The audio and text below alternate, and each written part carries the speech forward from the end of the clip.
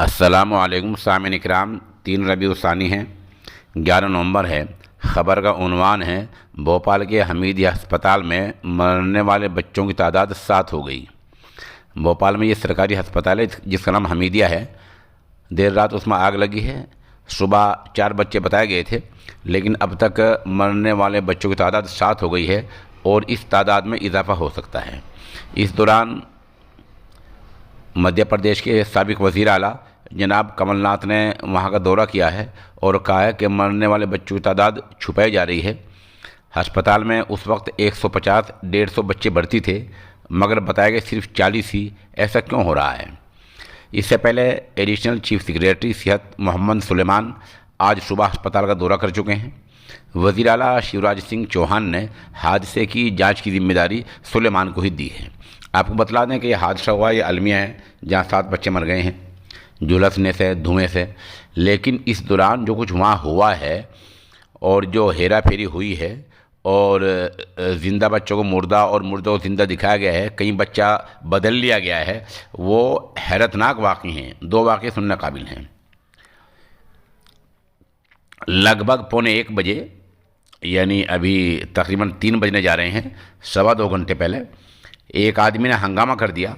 उसने बताया कि आज सुबह 8 बजे तक एक बच्चे को ज़िंदा देखा था, मैंने ज़िंदा देखा था। दोपहर को बताया गया कि बच्चा मर गया है। जब वो मुर्दा बच्चा लेने के लिए पहुंचा तो उसको दूसरा जला हुआ बच्चा दे दिया गया। उसने लाश लेने से इनकार कर दिया। ये अजीब वाक़या है। इस तरह हमीदिया में बच्चा बदलने का इल्ज़ाम लगा है। बग्गा सेवना की रहने वाली खातून का नाम पूनम है। पूनम का कहना यह है कि हादसे के बाद उसने अपने बच्चे को ज़िंदा देखा था। वहाँ मुताल्लिक़ वज़ीर विश्वास सारंग आए तो उसने बच्चे को पहचान लिया था कि हाँ ज़िंदा है। लगभग 2 घंटे बाद उससे बताया गया कि उसका बच्चा मर गया है। जिस बच्चे की उसको लाश दिखाई गई वो उसका बच्चा नहीं था। पता चला कि बच्चा बदल लिया है। फिर बच्चे गए कहाँ, दिए किसको हैं?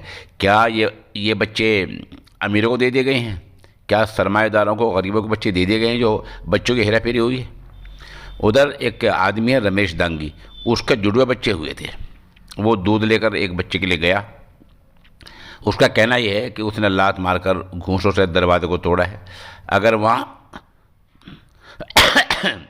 वहाँ मौजूद खातून उसी वक्त दरवाज़ा खोल देती तो तमाम बच्चों को बचाया जा सकता था, लेकिन खातून ने दरवाज़ा नहीं खोला है और आग लगी हुई थी। दरवाज़ा तोड़ने में देर लगी है, जिससे पूरे अस्पताल में धुआं फैला है।